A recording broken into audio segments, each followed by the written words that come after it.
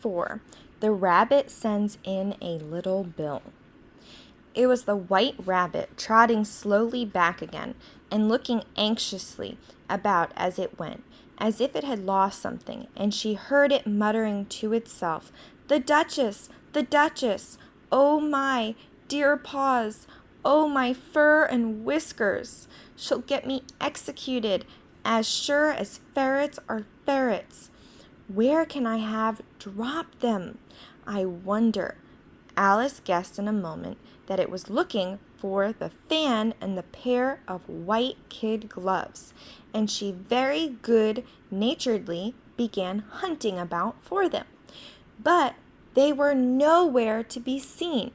Everything seemed to have changed since her swim in the pool, and the great hall with the glass table and the little door had vanished completely.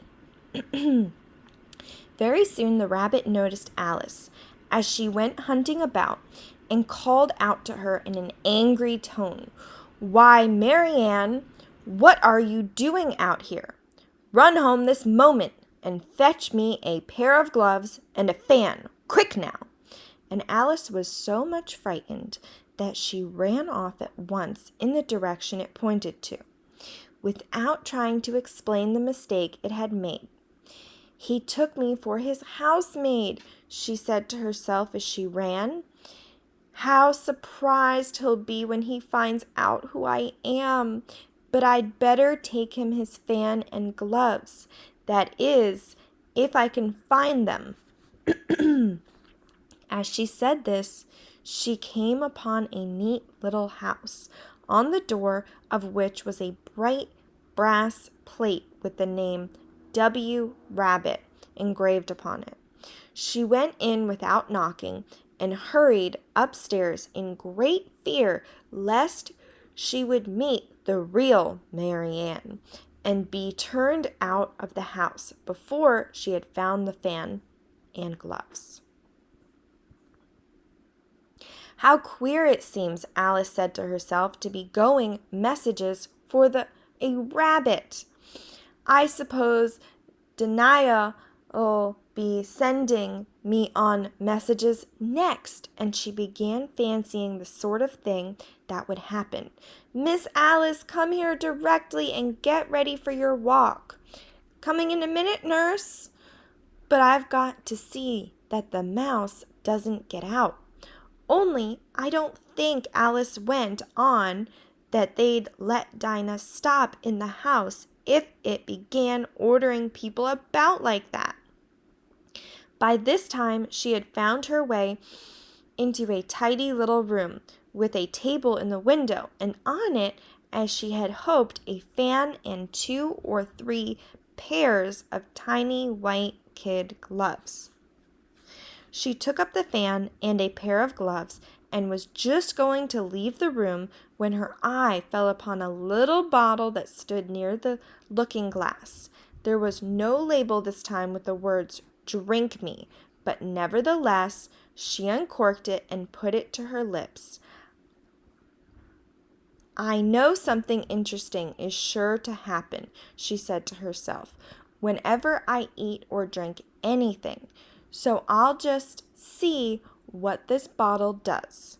I do hope it'll make me grow large again, for really I'm quite tired of being such a tiny little thing." It did so indeed, and much sooner than she had expected. Before she had drunk half the bottle, she found her head pressing against the ceiling and had to stoop to save her neck from being broken. She hastily put down the bottle, saying to herself, "That's quite enough. I hope I shan't grow any more. As it is, I can't get out at the door. I do wish I hadn't drunk quite so much." Alas, it was too late to wish that. She went on growing, and very soon had to kneel down on the floor. In another minute there was not even room for this, and she tried. The effect of lying down with one elbow against the door and the other arm curled round her head. Still she went on growing, And as a last resource, she put one arm out of the window and one foot up the chimney. She said to herself, "Now I can do no more. Whatever happens, what will become of me?" Luckily for Alice, the little magic bottle had now had its full effect, and she grew no larger. Still, it was very uncomfortable, and as there seemed to be no sort of chance of her ever getting out of her room again, no wonder she felt unhappy. It was much pleasanter at home, thought poor Alice, when one wasn't always growing larger and smaller, and being ordered about by mice and rabbits. I almost wish I hadn't gone down the rabbit hole. And yet, it's rather curious. You know, the sort of life. I do wonder what can have happened to me when I used to read fairy tales. I fancied that kind of thing never happened. And now, here I am in the middle of one. There ought to be a book written about me. That there ought. And when I grow up, I'll write one. But I'm grown up now, she added in a sorrowful tone. At least there's no room to grow up any more here. But then, thought Alice, shall I never get any older than I am now?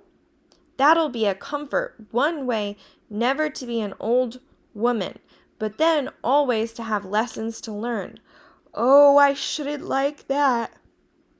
Oh, you foolish Alice, she answered herself. How can you learn lessons in here? Why, there's hardly room for you and no room at all for any lesson books. And so she went on, taking first one side and then the other, and making quite a conversation of it all together. But after a few minutes, she heard a voice outside and stopped to listen. "Mary Ann, Mary Ann," said the voice. "Fetch me my gloves this moment." Then came a little pattering of feet on the stairs. Alice knew it was the rabbit, coming to look for her, and she trembled till she shook the house, quite forgetting that she was now about 1,000 times as large as the rabbit, and had no reason to be afraid of it. Presently, the rabbit came up to the door and tried to open it. But as the door opened inwards and Alice's elbow was pressed hard against it, that attempt proved a failure, Alice heard it say to itself. Then I'll go around and get in at the window. That you won't, thought Alice, and after waiting till she fancied she heard the rabbit just under the window, she suddenly spread out her hand and made a snatch in the air. She did not get hold of anything, but she heard a little shriek and a fall and a crash of broken glass, from which she concluded that it was just possible it had fallen into a cucumber frame, or something of the sort. Next came an angry voice, the rabbit's. "Pat, pat, where are you?" Then a voice she had never heard before. "Sure, then, I'm here, digging for apples, Your Honor." "Digging for apples, indeed," said the rabbit angrily. "Here, come and help me out of this." Sounds of more broken glass. "Now tell me, Pat, what's that in the window?" "Sure, it's an arm, Your Honor." He pronounced it arum. "An arum, you goose? Who ever saw one that size? Why, it fills the whole window." "Sure it does, Your Honor, but it's an arum for all that." "Well, it's got no business there. At any rate, go and take it away." There was a long silence after this, and Alice could only hear whispers now, and then such as, "Sure, I don't like it, Your Honor, at all, at all." "Do as I tell you, you coward." And at last she spread out her hand and made another snatch in the air. This time there were 2 little shrieks and more sounds of broken glass. What a number of cucumber frames there must be, thought Alice. I wonder what they'll do next. As for pulling me out of the window, I only wish they could. I'm sure I don't want to stay in here any longer. She waited for some time without hearing anything more. At last came a crumbling of little cartwheels and the sound of a good many voices, all talking together. She made out the words, "Where's the other ladder? Why, I hadn't to bring one but one. Bill's got the other. Bill, fetch it here, lad. Here, put 'em up at this corner. No, tie 'em together first. They don't reach half high enough yet. Oh, they'll do well enough. Don't be particular. Here, Bill, catch hold of this rope. Will the roof bear? Mind the loose slate.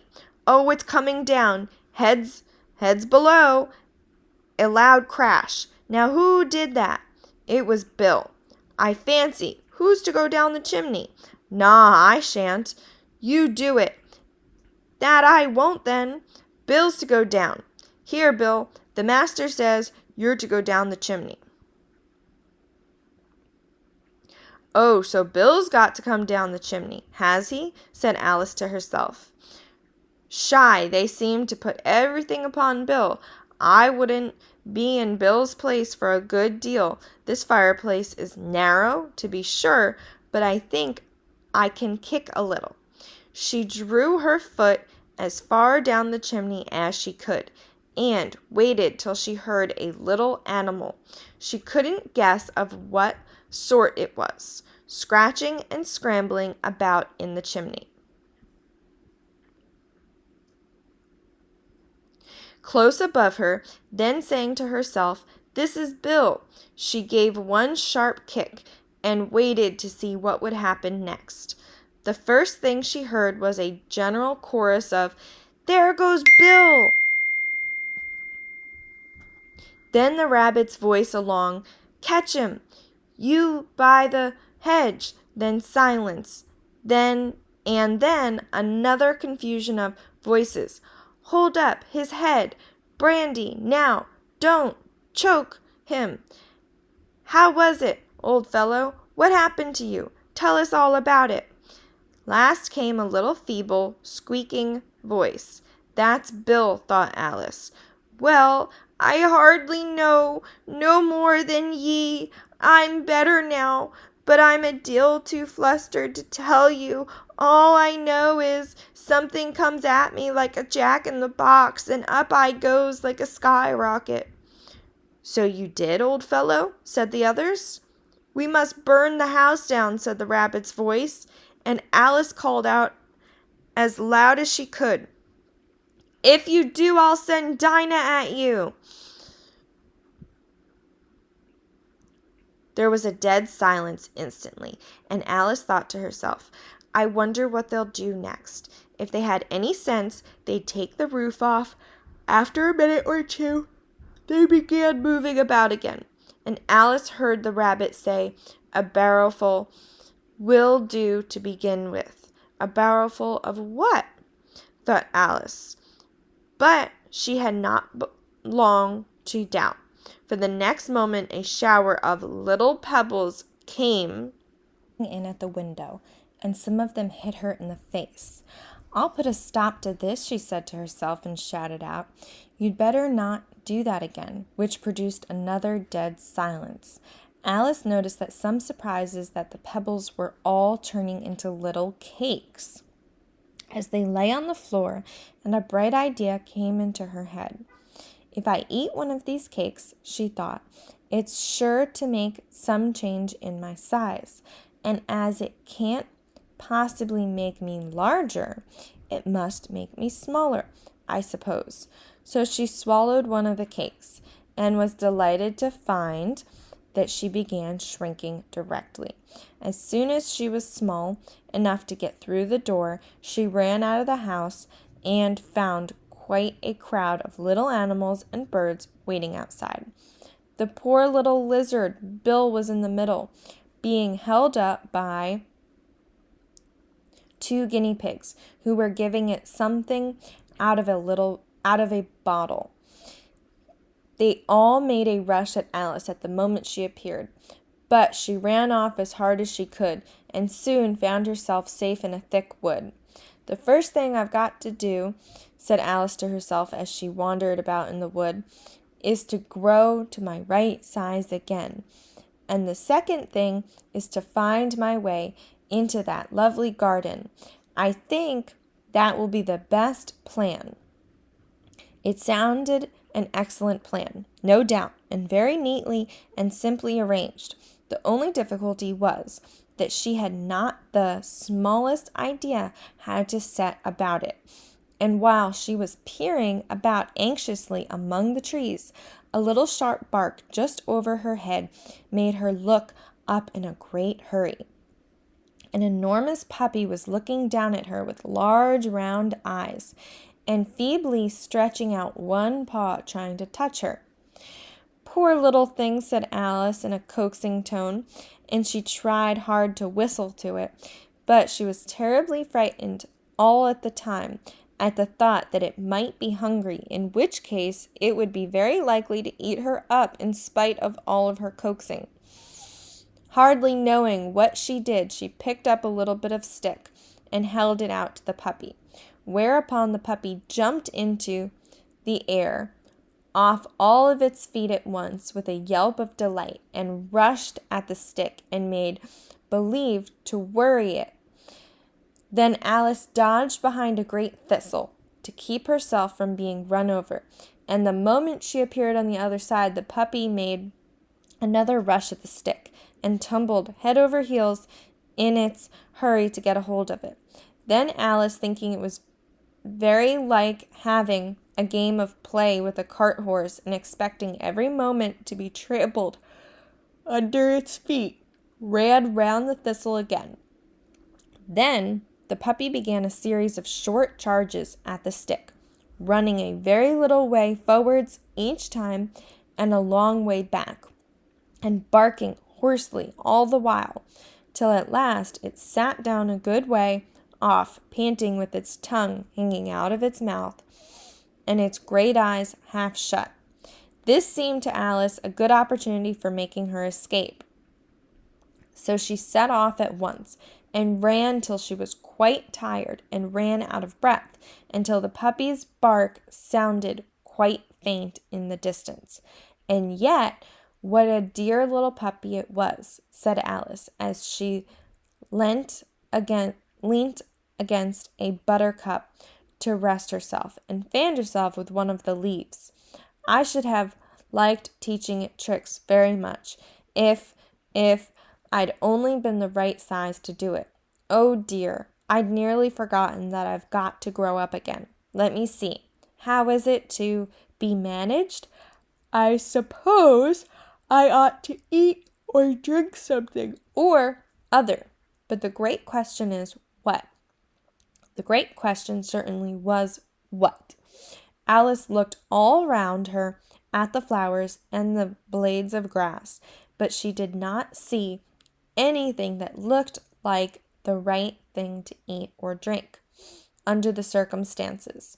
There was a large mushroom growing near her, about the same height as herself, and when she had looked under it and on both sides of it and behind it, it occurred to her that she might as well look and see what was on top of it.